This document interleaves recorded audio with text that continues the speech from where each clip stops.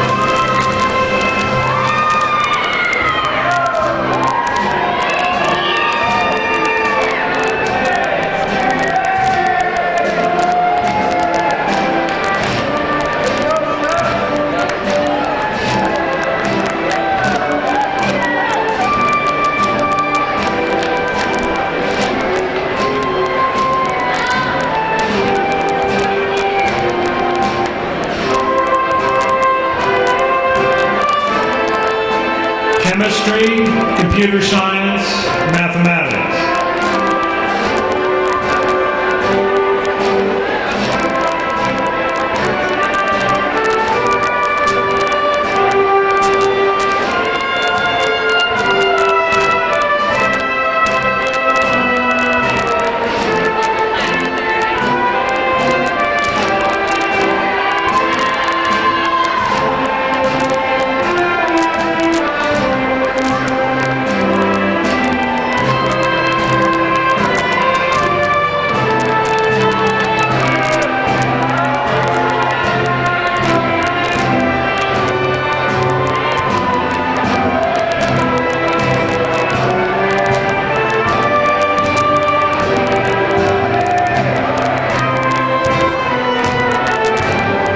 English, theater, communication.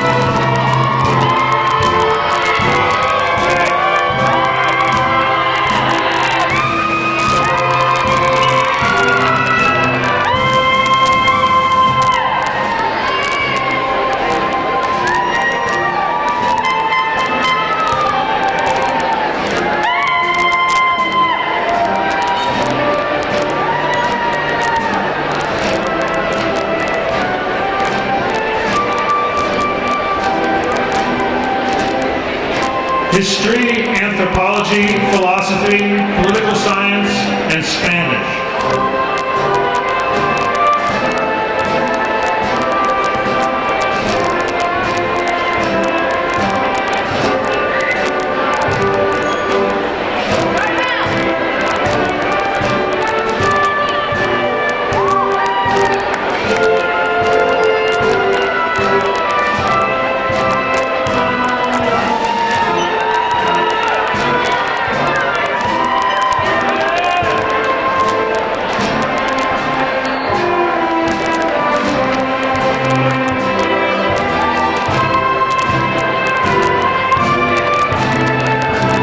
Human performance and physical education.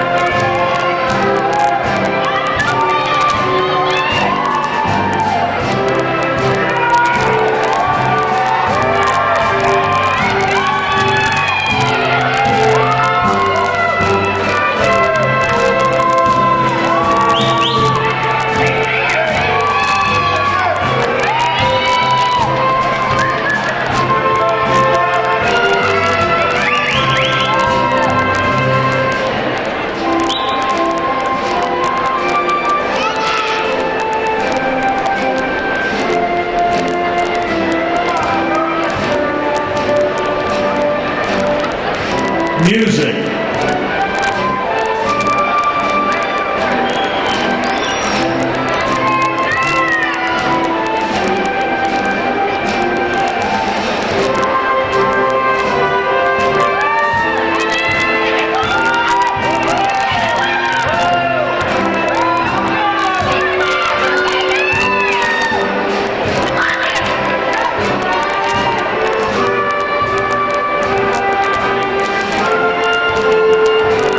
Nursing.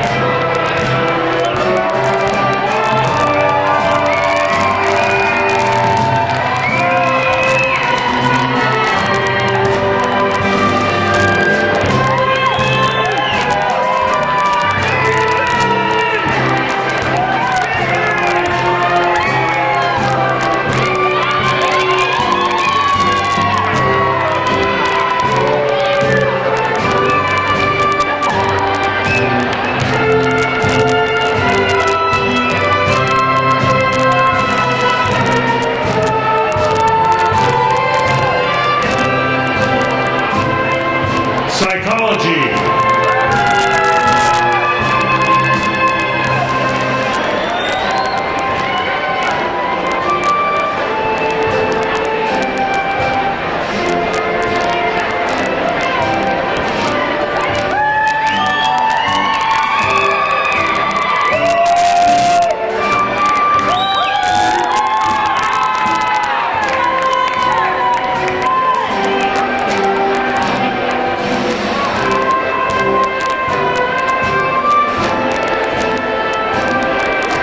Sociology.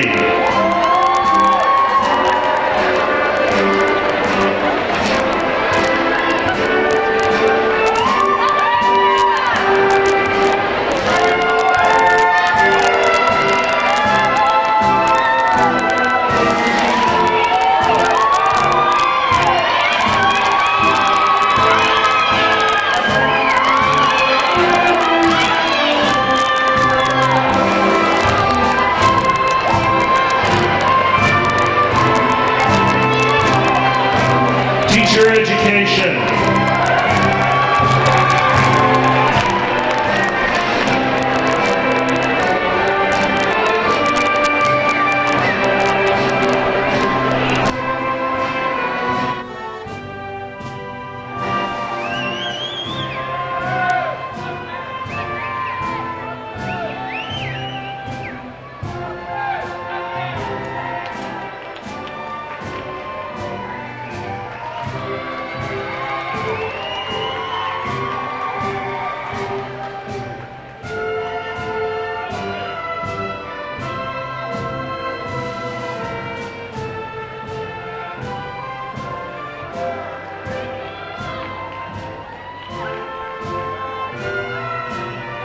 Administration.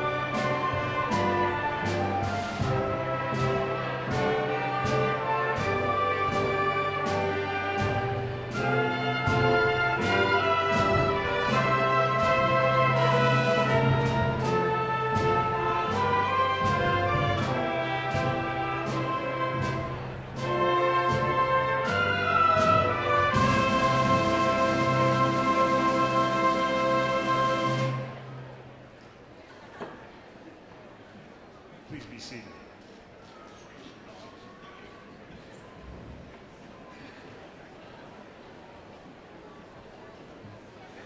We will now listen to Tarantella from Venezia e Napoli by Franz Liszt, performed by Dr. William Lipke on piano.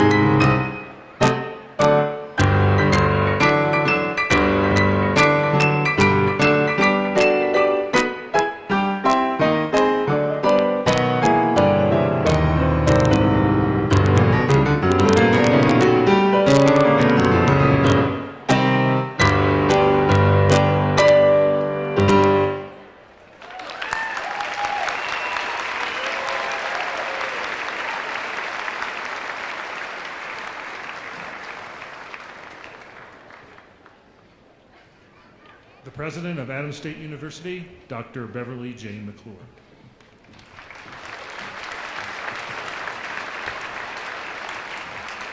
One of the best things about being the president of Adams State University is I get to be the first one to say this. Congratulations, class of 2016.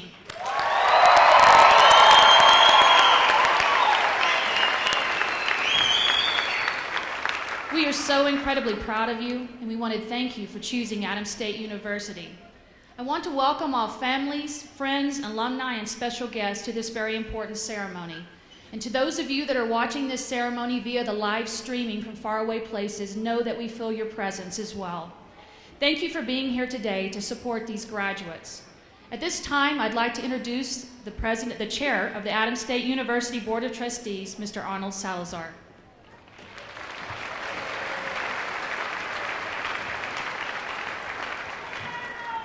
Good morning.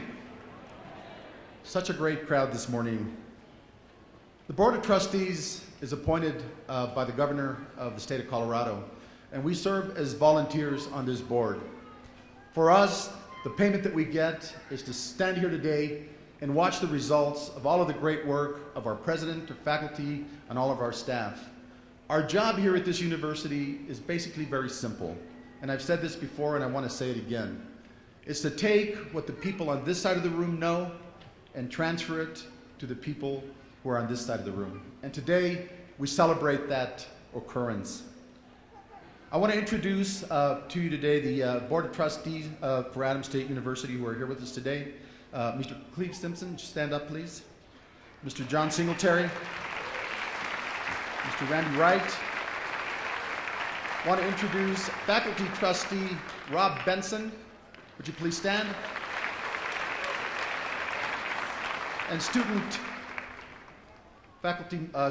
Trustee Azrael Madrigal is in the crowd somewhere. Would you please stand? Please stay standing.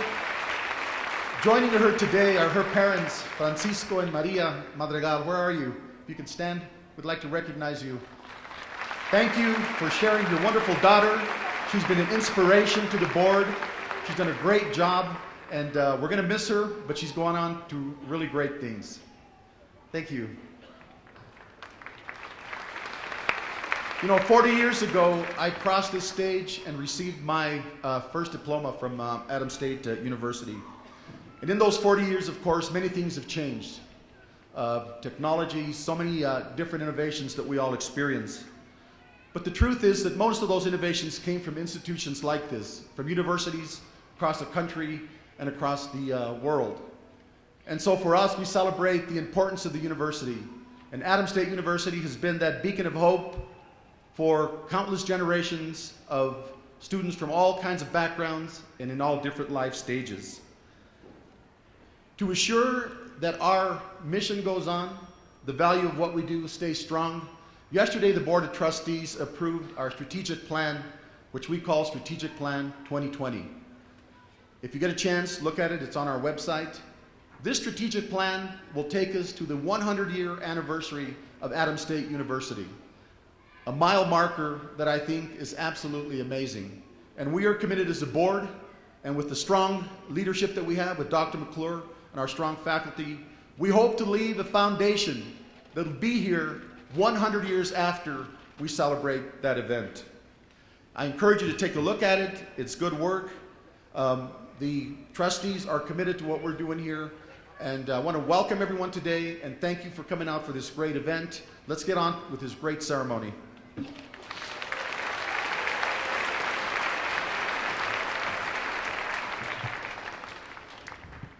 Each year, a student is selected to speak on behalf of the class. The speaker today is Beth Streeter. Beth is a third-generation graduate of Adams State University. Her great-grandfather helped lobby alongside then-Governor Billy Adams for the creation of the Adams State Normal School. She studied accounting and finance, but you may have seen her perform in ASU's production of Sleeping Beauty, or as a volunteer with the School of Business Tax Preparation Assistance Program, or as a friendly face at the One Stop where she was a work-study student. She plans to enjoy her last summer here teaching swim lessons and traveling. Please help me welcome Beth Streeter.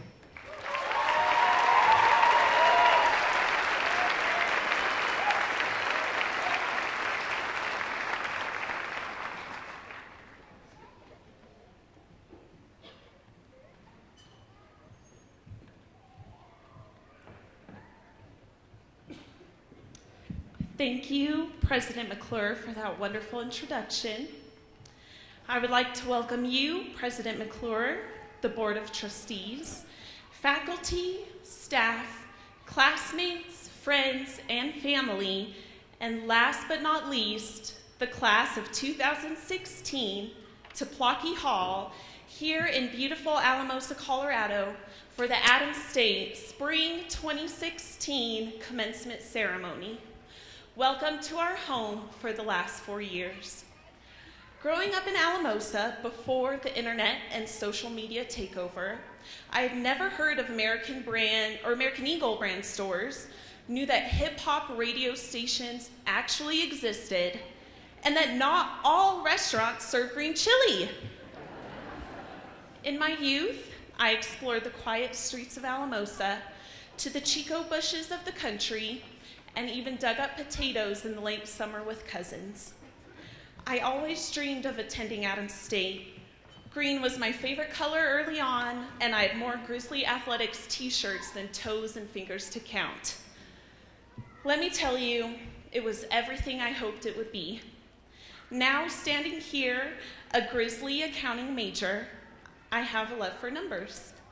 3 in particular is my favorite number, so I have 3 quotes for you all throughout this speech. And hopefully, you're more likely to remember one. So, during our ASU career, some of us became All-American athletes, national champions. A few presented award-winning research findings, while others made meaningful contributions to our local community. And the rest of us finally figured out how to work Math Excel. So for our first quote, it's from a poem taught by my favorite high school English teacher, Mr. Weissman, aka Mr. Wiseman. People come into your life for a reason, a season, or a lifetime. Everyone you've met here came into your life for a reason, a season, or a lifetime. Maybe it was a professor that lit a spark in an interest you didn't know you had, or a roommate that taught you new standards of hygiene.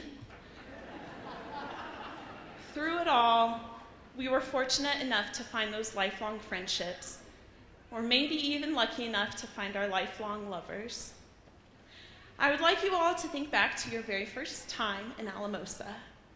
Maybe it was the first time you saw mountains, the first time you tried green chili smothered anything, seeing the great sand dunes for the first time, or remember the first Friday night you spent learning to line dance and two-step at weekends?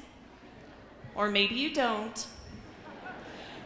Remember meeting your roommate for the first time, the first college class you attended, or the first time you called your friends and family feeling homesick. There's a point of panic in all college students, even for just a second, where we have to worry and ask ourselves, is this where we should be? Is this what we should be doing? And fortunately, we all made the right decision to stay. Y'all, we survived freezing 40 below winters. And some real windy springs. We survived having to drive 2 hours to the nearest mall or city. Thank you, online shopping. So I had to wonder, what made y'all decide to stay? For me, the overall community and homey feeling here at ASU. What was it for you? Maybe it was the friendships and bonds made on the field, court, or in the weight room, the nearby nature destinations calling for exploration, or maybe it was the amazing faculty and staff that quickly learn your name, want to hear your story, personally want to see you succeed, and might even cry at your graduation. Or maybe it was the green chili. Well, y'all, this is it. Our undergrad experience has come to an end. For the rest of us, this may be the first time we might not be going back to school for 16 years. And for others, they are continuing their education at medical school, law school, or graduate school. So what have we learned here at ASU that we can take out into the world? Great things can happen in small places. You, as one person in this giant world, do matter and can make a difference. As time changes, we must be responsible for our actions and aware of our power. So in spirit of the current presidential race, our second quote comes from past President John F. Kennedy. One person can make a difference, and everyone should try. We are such a diverse and cohesive group of people. There's something rare we can bring to the world. So let's really connect with people and make a difference. Teach someone to line dance. Take them on a hike. Go make the world some green chili. And here's the last quote from someone who really does know a thing or two about changing the world, Mahatma Gandhi. In a gentle way, you can shake the world.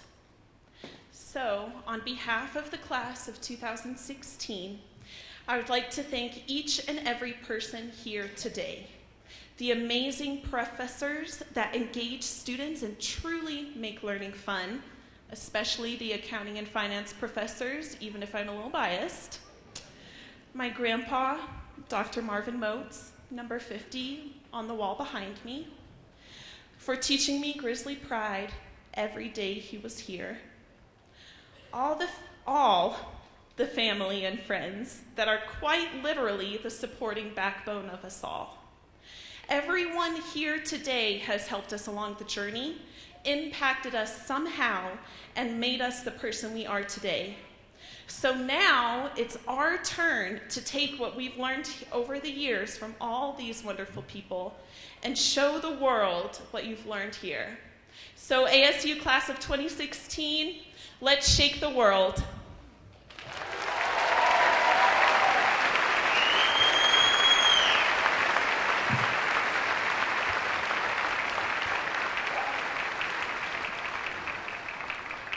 That was great. Now it's my honor to introduce our speaker for today, Placido Gomez. Our commencement speaker reflects so much of what we stand for at Adams State University. Placido Gomez completed both his bachelor's and master's degree at Adams State, and through his career has upheld the values and mission of our university, especially to serve underrepresented members of society. Mr. Gomez has been recognized for his dedication to the education of minority students, which included establishing the James Thomas Lecture Series, an annual program that brings young minority law professors to the Yale campus. The University of New Mexico School of Law honored him with the Fighting for Justice Award for his commitment to the legal education of minority students and his work with the underrepresented groups in the criminal justice system. Mr. Gomez earned a Juris Doctorate degree from the University of New Mexico and a Master of Law degree from the Yale Law School.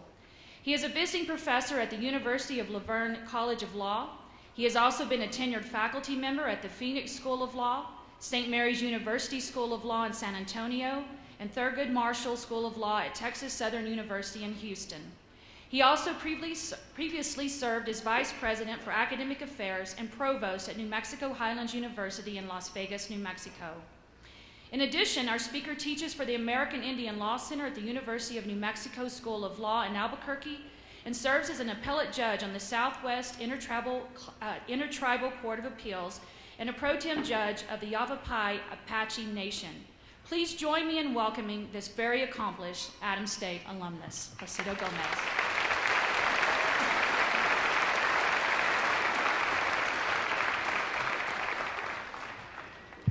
Thank you so much, President McClure. Madam President, Board of Trustees, faculty,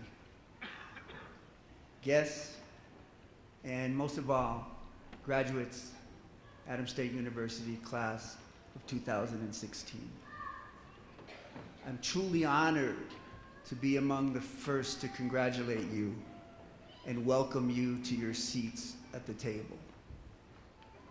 The degree that you will receive today will open up doors to places where decisions are made and access to people who make those decisions. I learned this morning that the last lawyer that spoke at an Adams State commencement address spoke for an hour and a half. You won't be so lucky. He was a judge. Most lawyers, especially lawyers that try cases and talk to juries, know that their task is simple. Present a theme, tell a few stories that relate to that theme, and then present that theme again. And that's what I plan to do. My theme is a simple one, and I hadn't talked to Miss Streeter, but it's very similar to hers. Graduates 2016, let's shake up the world.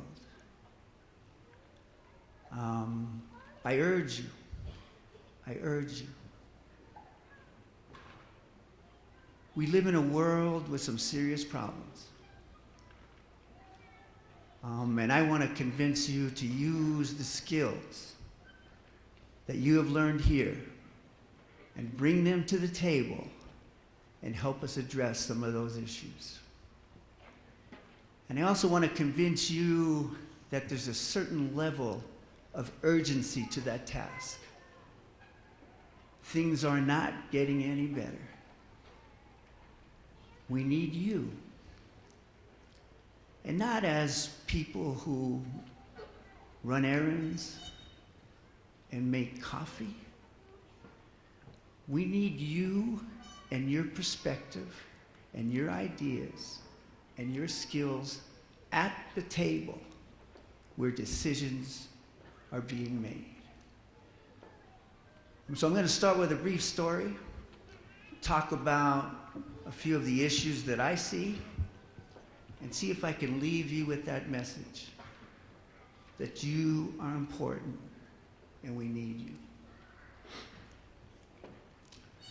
In the 1980s, there was a group of Harvard professors who had a special interest in addressing the problems of Indian America, especially the problems on the reservation. And they decided to form a group. They called themselves the Harvard Project for the Economic Development of Native America. And their idea was to gather 20, 25 scholars every year, bring them to Cambridge, Massachusetts, have a dinner on Thursday night. One of the scholars would make a presentation, and then spend the next 2 days putting the issues on the table and discussing solutions to those issues. And to their credit, the Harvard Project has evolved into one of the strongest supporters of Indian self-governance and tribal sovereignty. But their initial efforts were undermined because it took them over 10 years to invite a native voice to their meeting. And it wasn't until 1996 that they invited Robert Yazzie, who was then the Chief Justice of the Navajo Supreme Court, to join their group. Chief Justice Yazzie spoke at their Thursday night dinner. I wasn't there, but I spoke to people who were. And they tell me that the Chief Justice's remarks were brief. Even though they had given him an extravagant, invitation and recognition, he reintroduced himself in the traditional way of the Dene people. He recognized the clans of his mother and father and called on them to come to the podium with him and put his words, in the proper perspective in the cosmos. And then he thanked the group.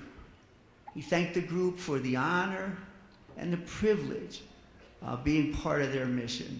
And he said that their mission was a very positive one and needed to be done. He presented the group with a list of 80 85 names of other Native people who had the interest and the experience to add to their group. And then he told that group of Harvard professors, he told them, I have nothing more to say from this podium.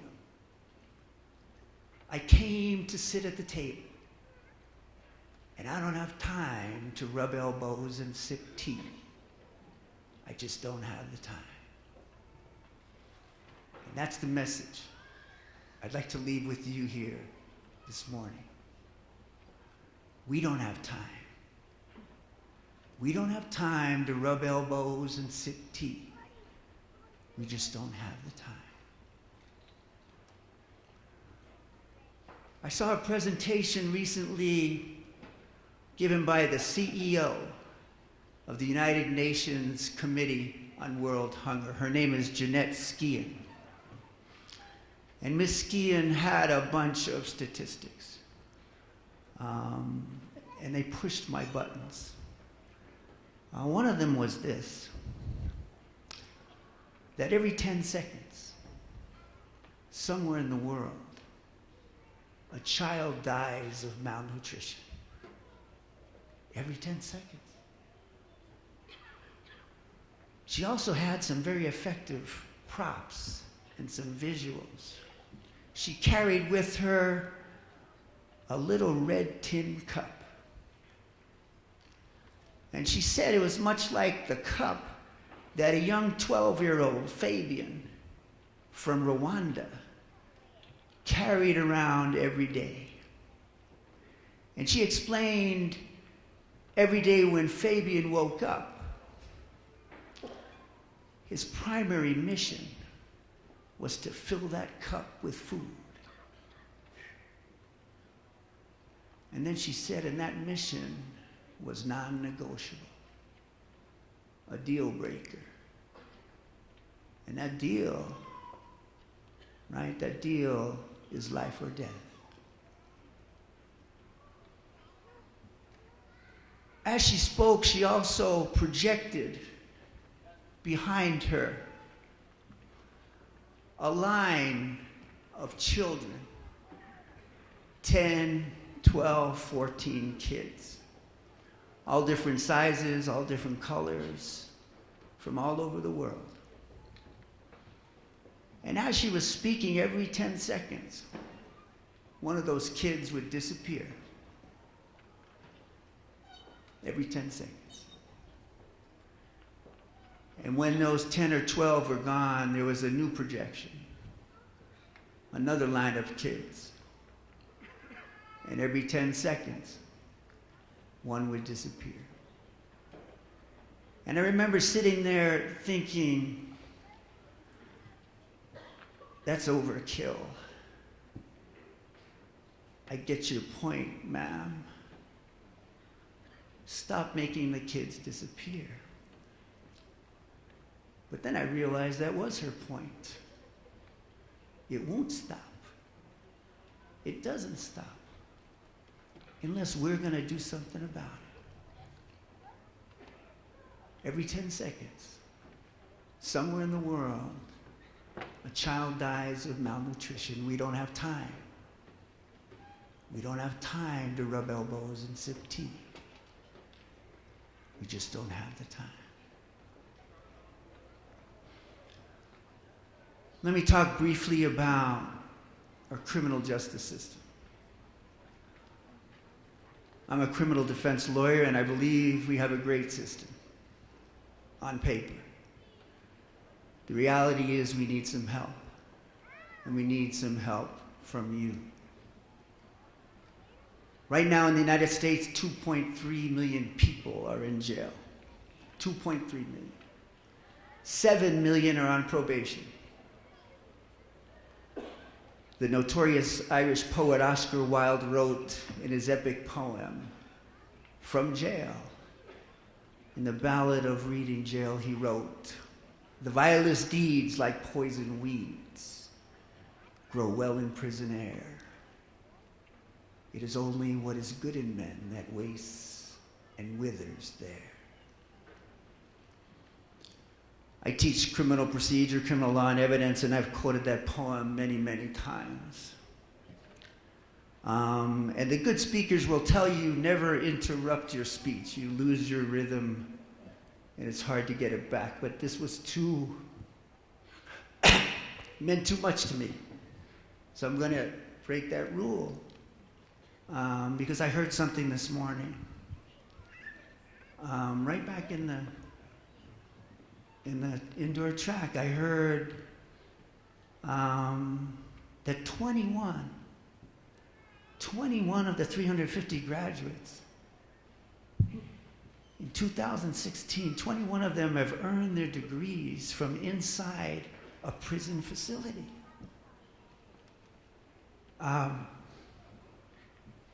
President McClure, I just have to tell you that I've never been so proud to be a graduate of Adams State College. You're doing something that no other school in the nation is doing, and I'm just so, so proud. And faculty, you're part of it too. I can't tell you how proud I am. And the graduates, the 21 graduates. So from now on, when I recite that poem, I gotta have a little asterisk, huh? A little asterisk next to it and mention to the audience that Adams State College is doing something about that.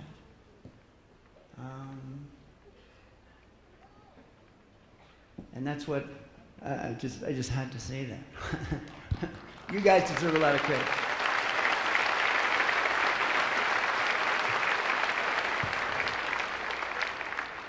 Let me see if I can get my rhythm back now.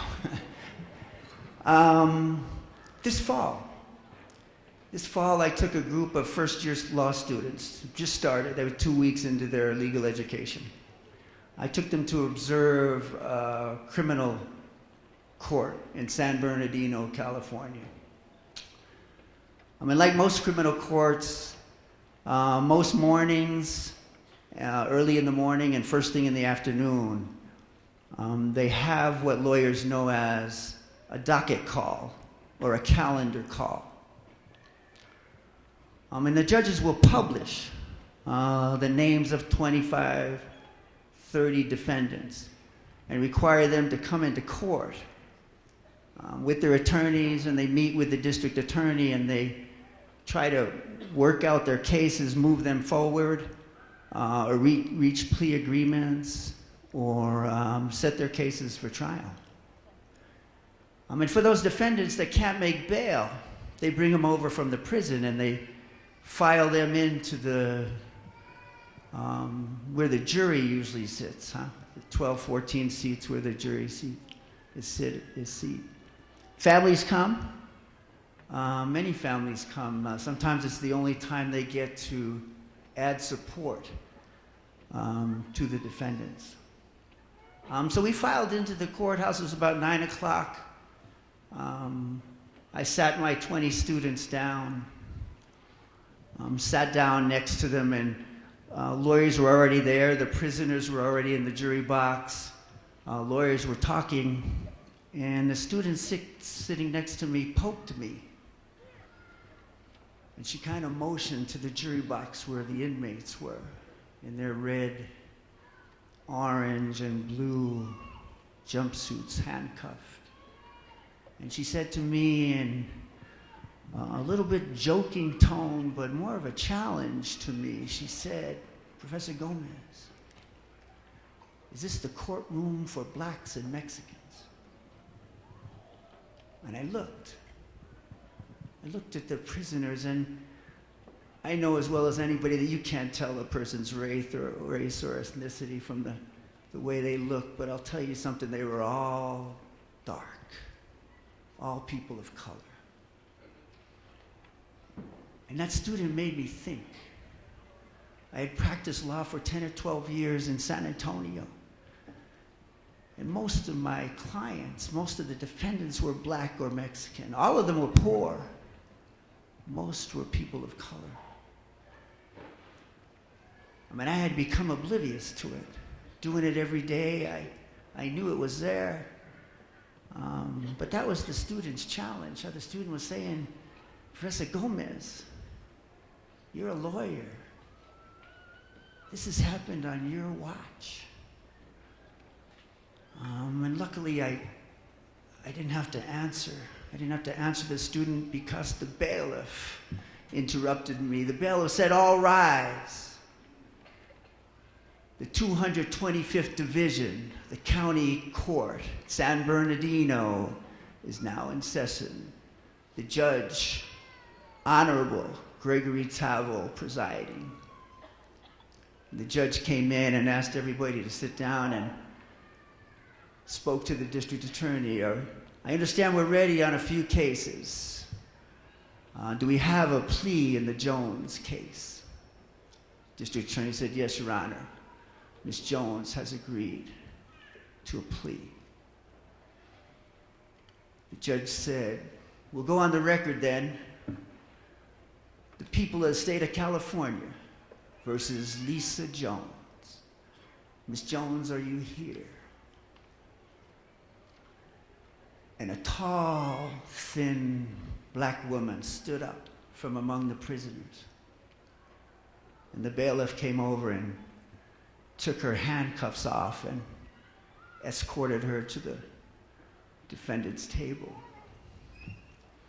And as she walked over, she walked over with a level of grace. And I could see a beautiful person underneath layers of poverty and addiction. And I thought in a different place, at a different time, it could have been Lisa Jones, teacher, architect, musician.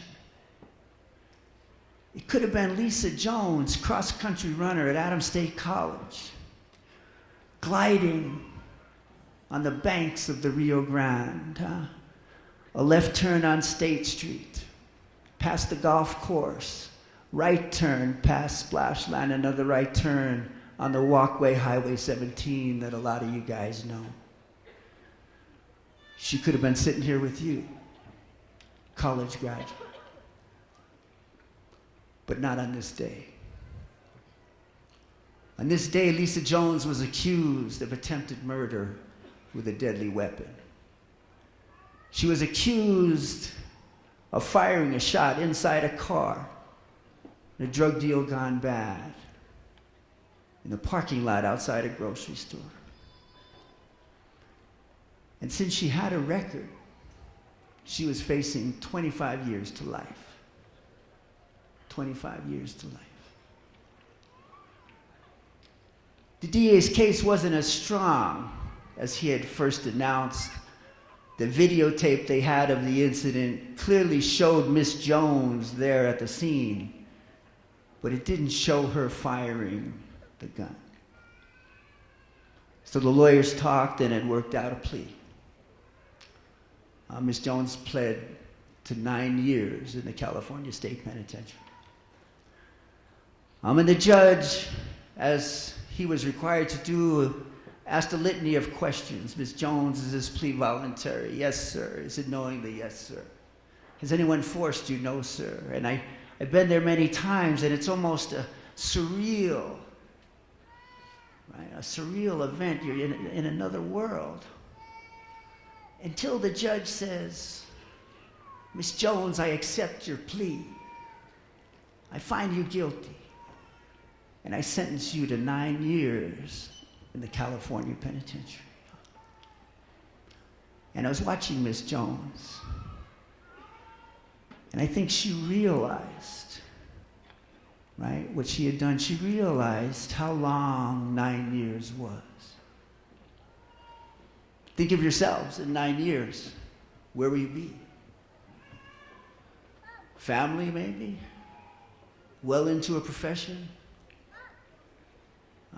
That was history for Miss Jones.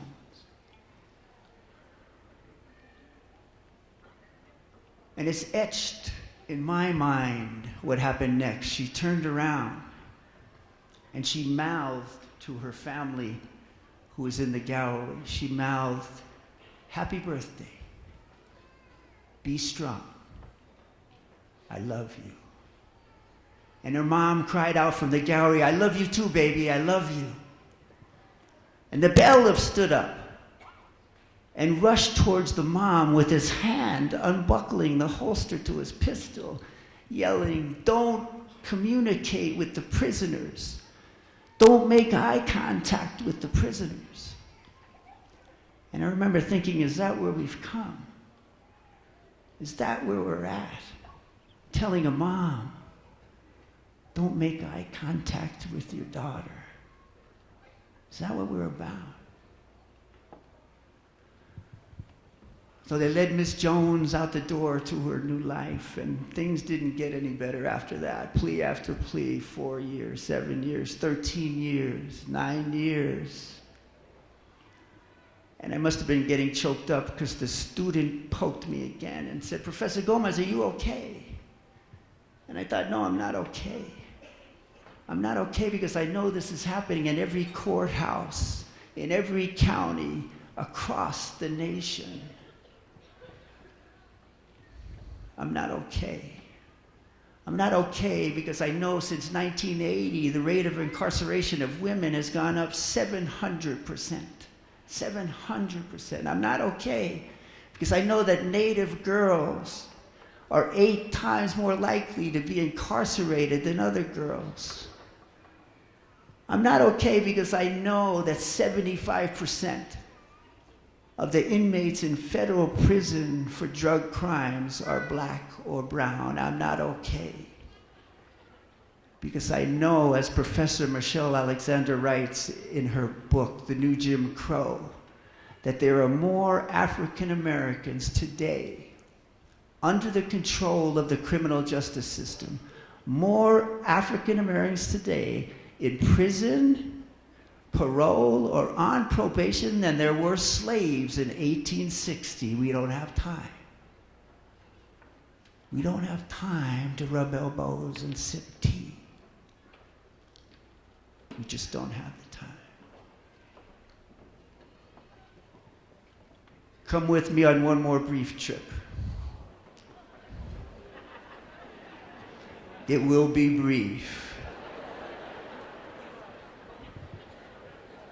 But it is serious. Look south with me. Look south with me to the border, where for over 50 years our brothers and sisters from Mexico, Guatemala, Honduras, Nicaragua have been moving from the one-crop economies that we've created, that we've developed, and that we continue to maintain. The coffee you drank this morning and the sugar you put in it, it's great for us because we control the market. We keep the prices low, but we don't pay them enough to feed their families, so they show up at our border with their version of Fabian's red tin cup and that non-negotiable quest, right? It's non-negotiable, life or death, to feed their families.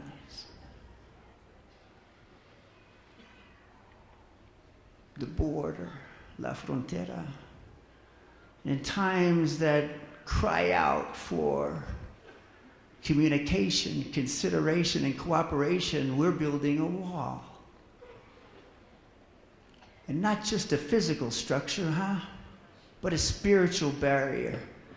A spiritual barrier designed to separate a whole community from its past, from its history.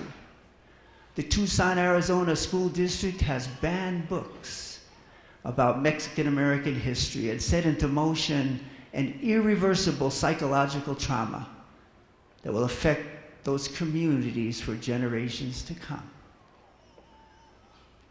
And it's intentional. We've seen it before. It was one of the most evil components of slavery to separate the Africans from their past, from their history. It was part of the native boarding schools to take the kids from their parents and dress them up like us and divorce them from their stories and their legends and their dances.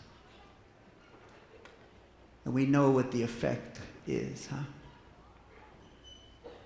We see the effect, and we're doing it again. We're doing it again. President McClure, I feel your eyes on my back. Professor Gomez, I gave you a great introduction, and this is graduation. A happy time. Be optimistic.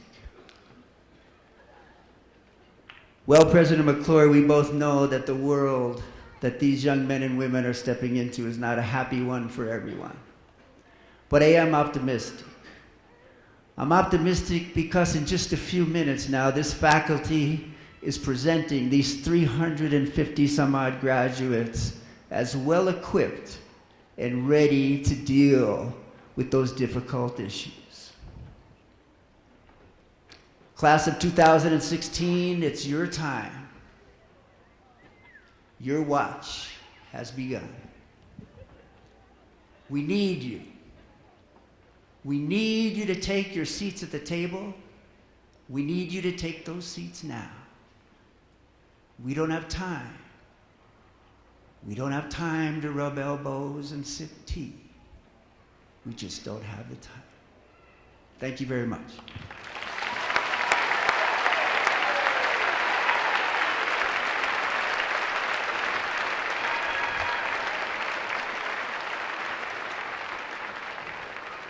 Thank you, Professor Gomez. Will the Associate of Arts, the Associate of Science, the Bachelor of Arts, the Bachelor of Science, and the Bachelor of Fine Arts candidates please stand?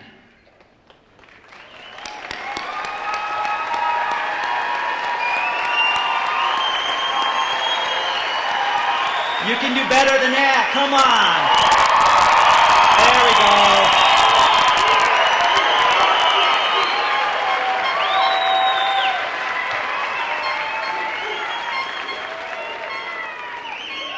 Madam President, on behalf of the faculty of Adams State University and pursuant to completion of all requirements for the Associate of Arts, the Associate of Science, Bachelor of Arts, Bachelor of Science, and Bachelor of Fine Arts degree as prescribed by the faculty of Adams State University, I recommend that the appropriate degree be conferred.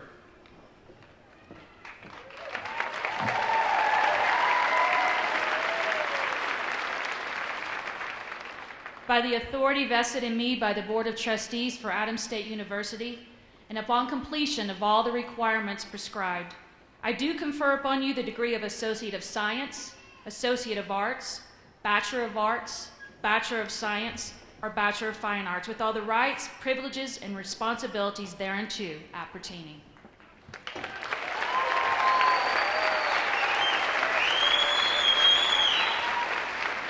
Will Dr. Crowther and the associate degree graduates please approach the platform?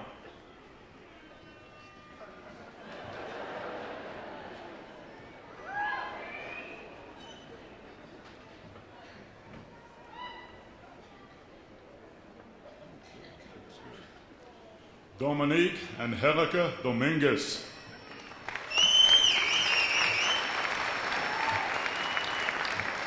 Emily A. Novotny.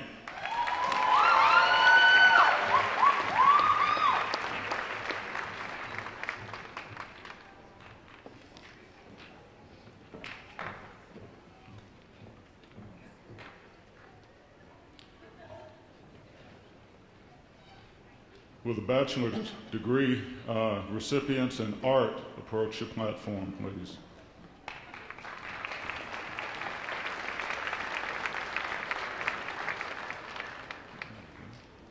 James Sebastian Abbott.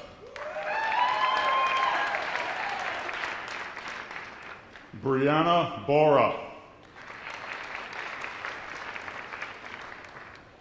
Connor C. Heil. Miranda Ree Matson. Molly Ryan O'Connor. Garrett Abshar Pearson. Mirana C. Roybal. Anthony Ulabadi.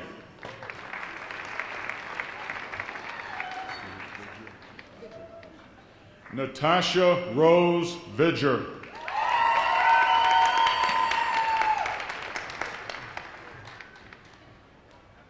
Will the bachelor's degrees recipients in biology and earth science please approach the platform?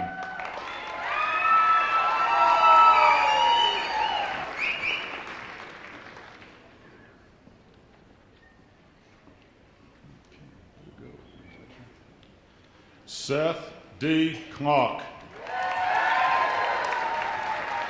Kelsey L. Corbin.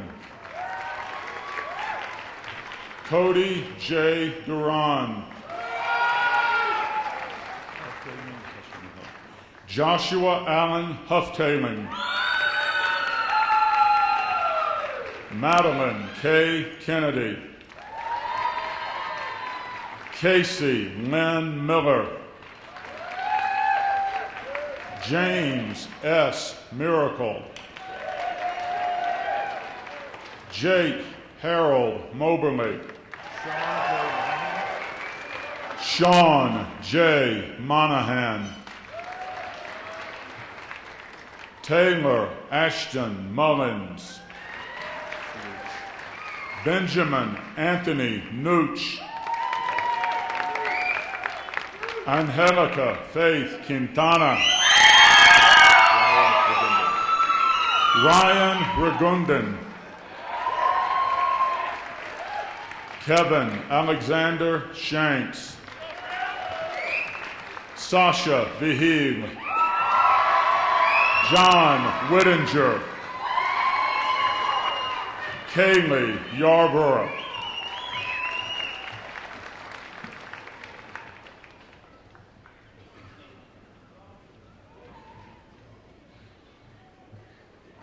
Will bachelor's recipients in the School of Business please approach the platform?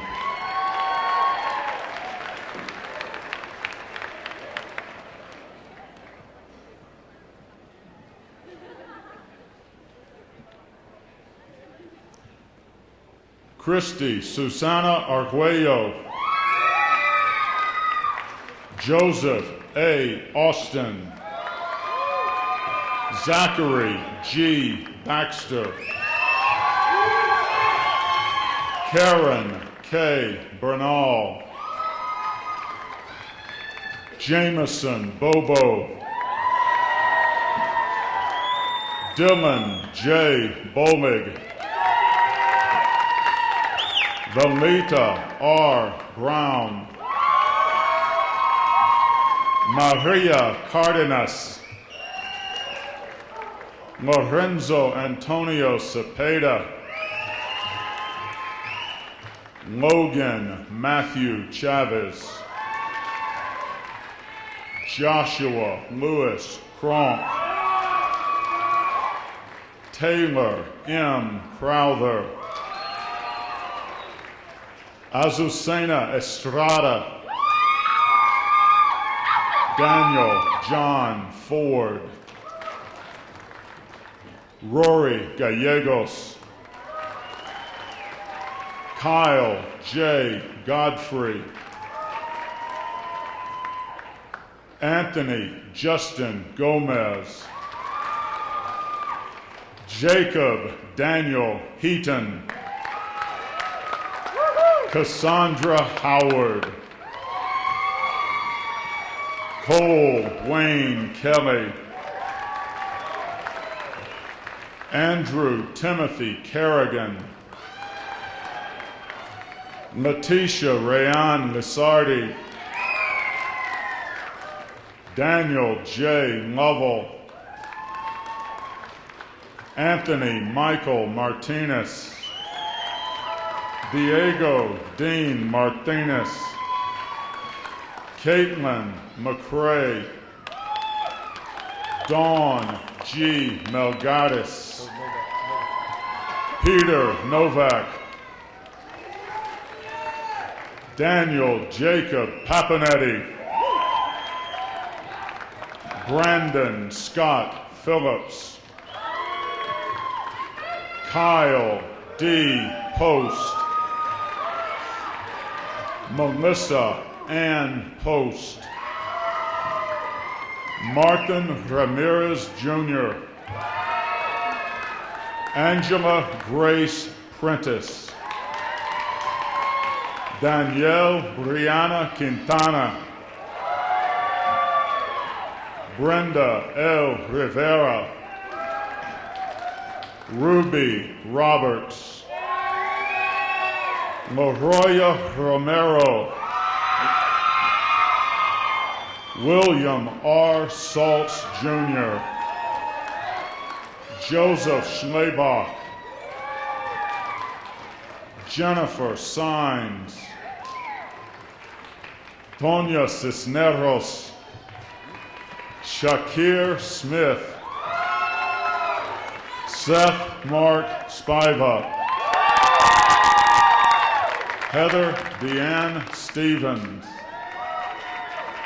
Lindsay Stent, Elizabeth Ann Streeter, Nicole Marie Vega, Connor J. Visser, Tyler John Zito,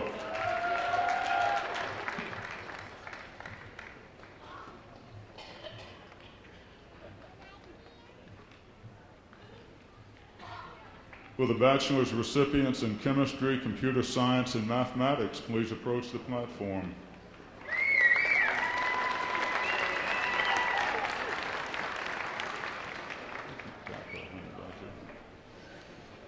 Michael Joseph Arterburn, Jeremiah Bassi, Hannah Brianne Casillas, William Clark, Brian Fudge,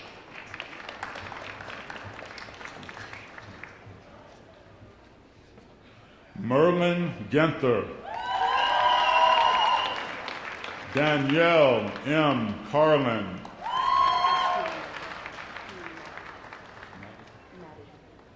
Julie Matting, Christopher Morley, Evan Roberts, Samantha Lynn Sargent, Nicole Christine Wagner, Cody Weissenberger,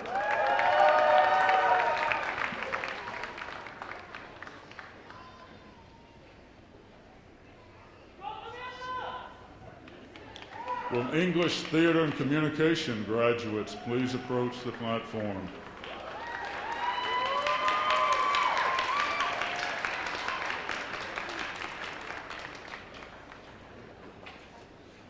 Alexander Scott Adams, Lindy Brooks, Derek Cappuccino Brown, Rebecca L. Carey, Daniels Fund Scholar Vincent Thomas Conroy Villarreal, Ryan Dufresne, Jake Gariani, Alan Hawley Jackman, Catherine G. Kinney, Lauren Michelle Long, Adriana J. Mestis, Maya Ramirez, Thomas Reel, Shelby Rushing, Clarissa Salazar, Shelby Sims,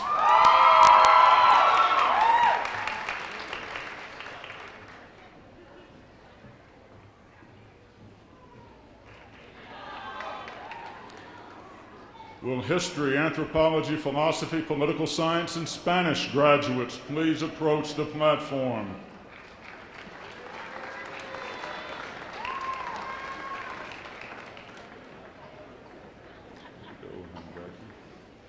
Justin Chase. Raquel Claudia Kim. Azarel Madrigal.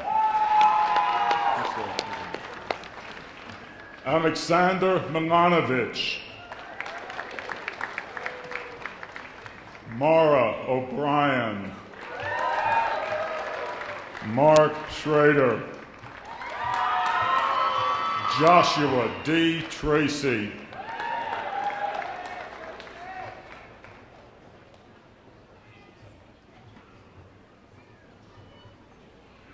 Will Human Performance and Physical Education graduates please approach the platform?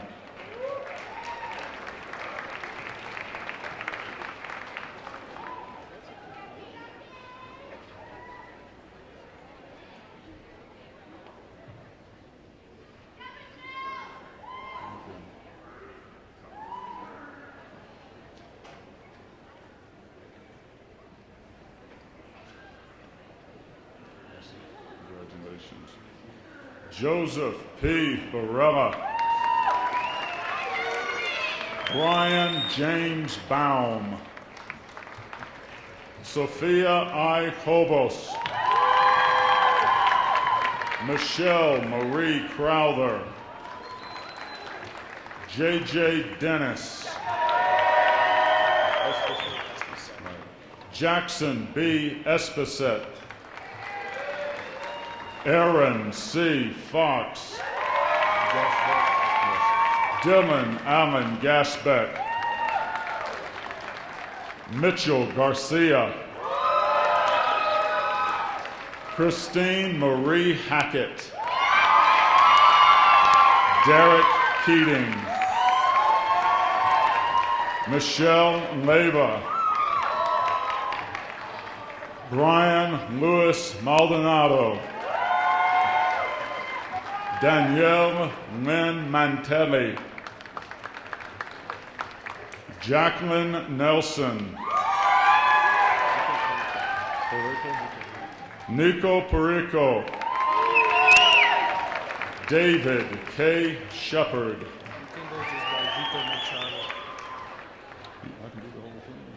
Okay. Victor Machado Pinto y Silva. Ajare Deontay Streeter. Austin R. Traherne. Kurt Urban.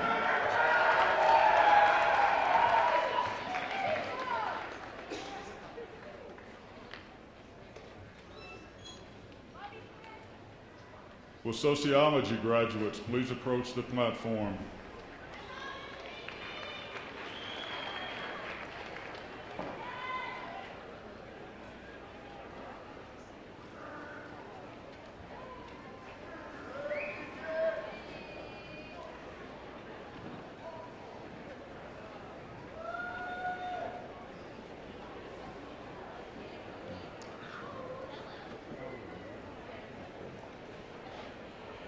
Kiara K. Augusta.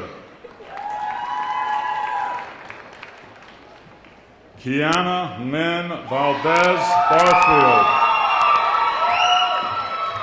Megan DeVisia. Jennifer M. Fast Wolf.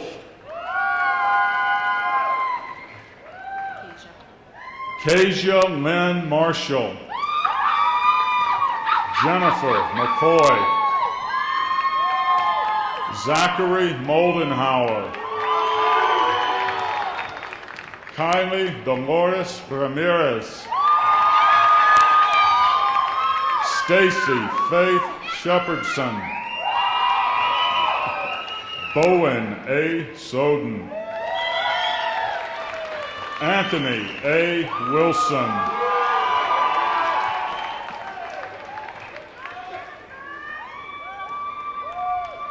Will teacher education graduates please approach the platform?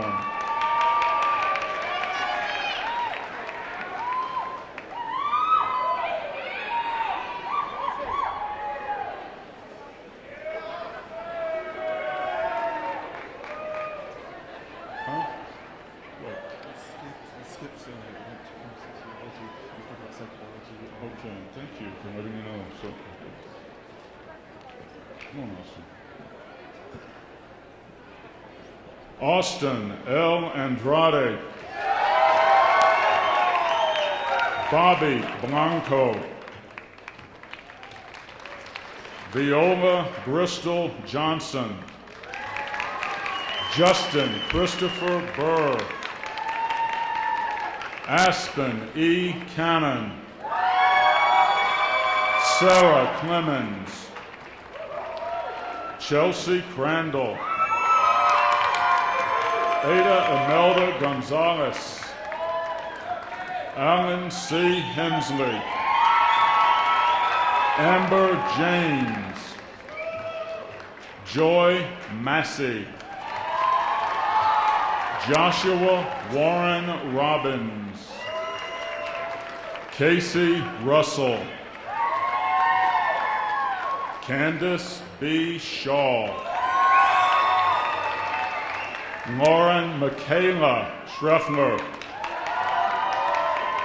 Carissa Sedor. Lisa Marie Tima.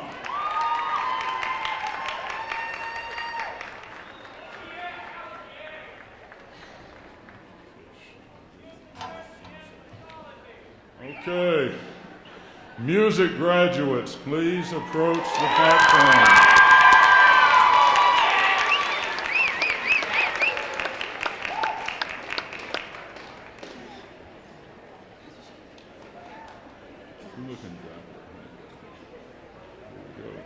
Skylar Choice. Juan Giovanni Francisco Cristobal. Cody R. Frick. Danielle Celeste Rady. David Marcus Webb Jr.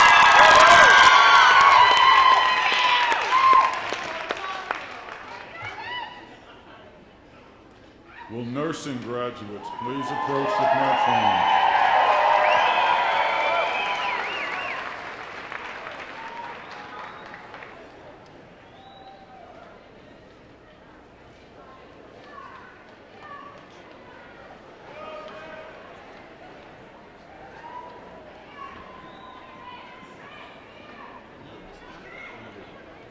Cornelius Amby. Ricky Maria Archuleta. Jerry Chacon. Justin Chavez. Brianne J. Dickey. Mara Tylen Dunlap. Sandra Jean Dutton. Maria Brianna Espinosa. Elliot Helen Farlow. Caitlin Nicole Phelps. Elizabeth Frary. Brian K. Garcia. Julia Michelle Gramlich. Crystal Sherry Gutierrez.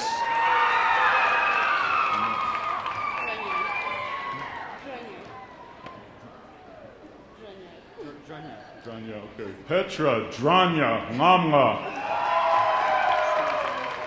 Steve Lazama. Amber Angelica Mestis.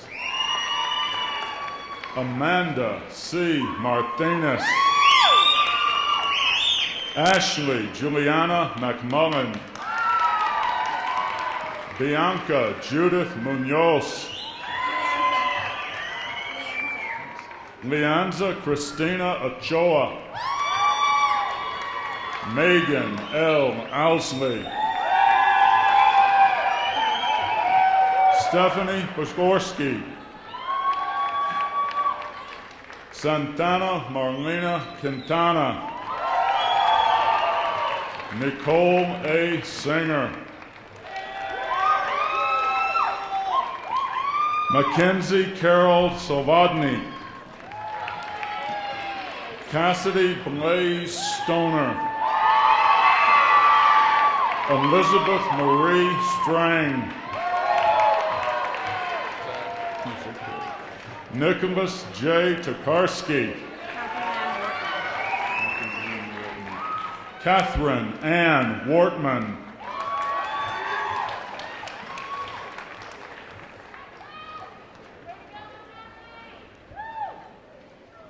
Will psychology graduates please approach the platform?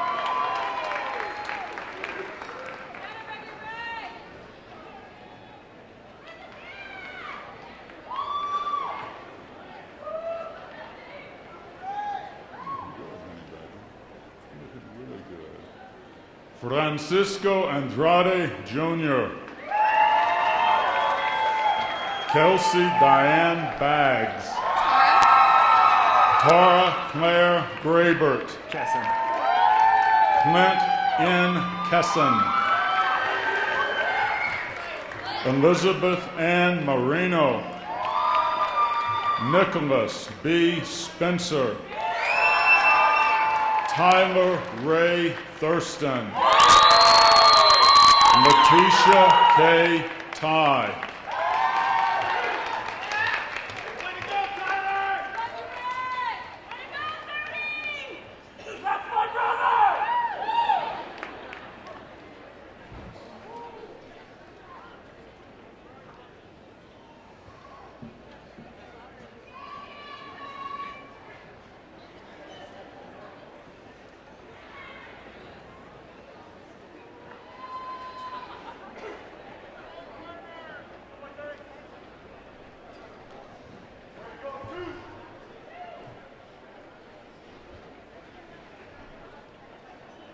Will all Bachelor of Arts, Bachelor of Science, and Bachelor of Fine Arts graduates please stand?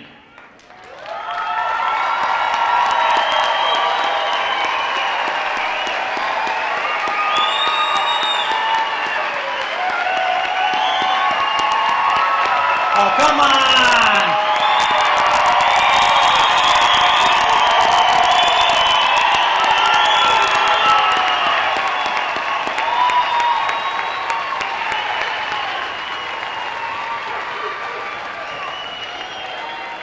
To signify your new academic status, Bachelor of Arts, Bachelor of Science, and Bachelor of Fine Arts graduates may now switch your cap tassels from the right to the left.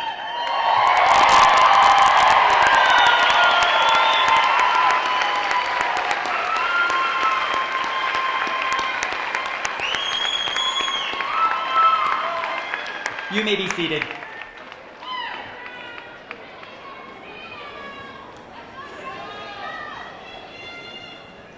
Ladies and gentlemen, it has been a tradition of long standing at Adams State University to give special recognition to those who graduate with honors.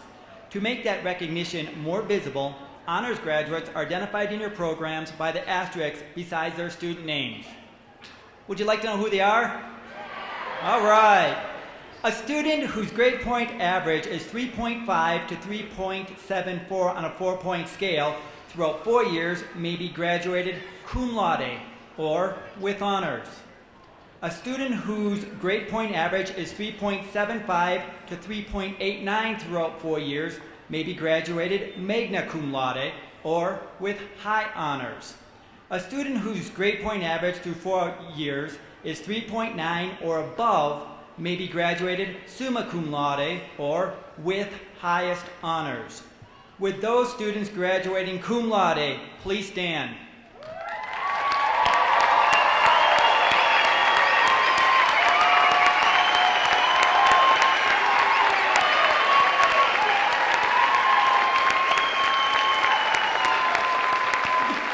Well done. With those students graduating magna cum laude, please stand.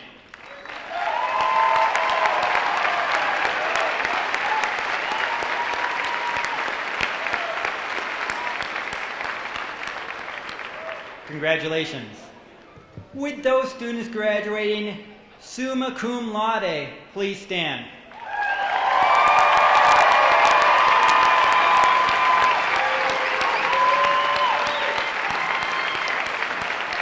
Oh, come on, that's a 3.9 to a 4.0. Give it up for them.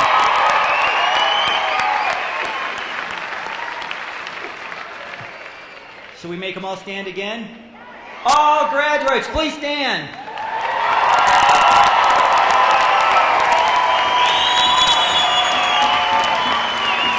No air horns?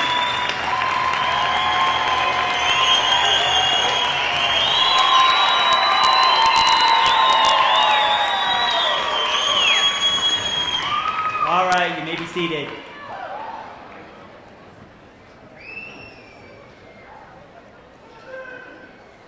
There are some special people that have joined us for today's ceremony, and I'd like to take this moment to recognize them. Maxine Gomez, the commencement speaker's wife. Colorado Insurance Commissioner Marguerite Salazar. Dwayne Bussey, ASU Foundation President, his wife Lori. Dr. John McDaniel, the Vice Chair of the ASU Foundation. Senator Larry Crowder and his wife Sherry. Dr. Louis Entz, a former senator. Al Gagliardi, I know I didn't mess that up, sorry. Former Colorado representative. Sandy Ortego, ASU Alumni Board. Casey Russell, ASU Alumni Board President. Chuck and Becky Owsley, ASU Foundation. The Owsley's grandson, Bowen Soden, represents 4 generations of graduates from ASU.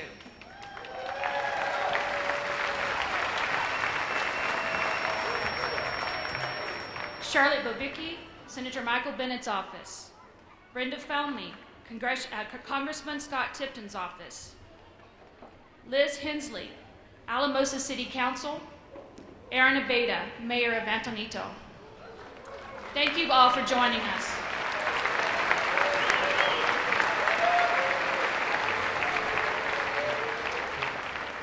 So graduates, it's always important in life to express gratitude and to show our thanks.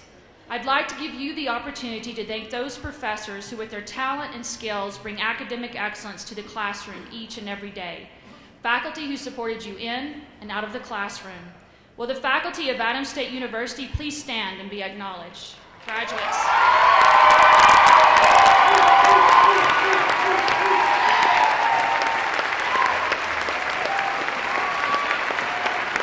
Thank you. There are also our dedicated staff who assisted you from everything from enrolling to preparing to walk across this stage today. Will our professional and classified staff please stand and be recognized, and those in the audience too.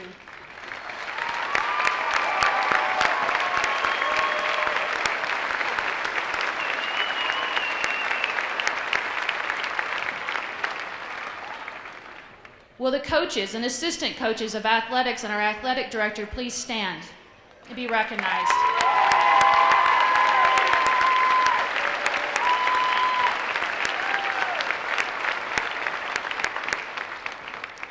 And will the administration of Adams State University please stand and be recognized.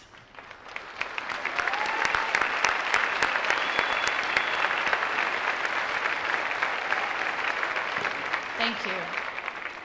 Graduates, you did not achieve this moment alone. You had the support of those seated behind you, above you, and around you. You had family, you had friends who were like family, and other personal supporters who helped you along the way. I want to give you this opportunity to thank those who have been applauding you and your efforts throughout the years and through today by giving them the same courtesy. Will the families and friends of these graduates please stand and allow these graduates to recognize you?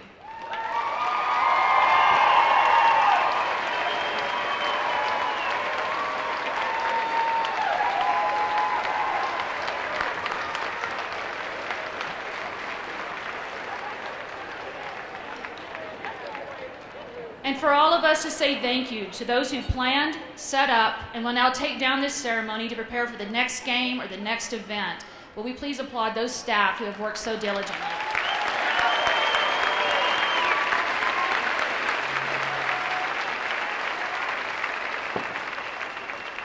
Thank you again for choosing Adams State University. You will always be part of the Grizzly tradition. Welcome, class of 2016. Congratulations.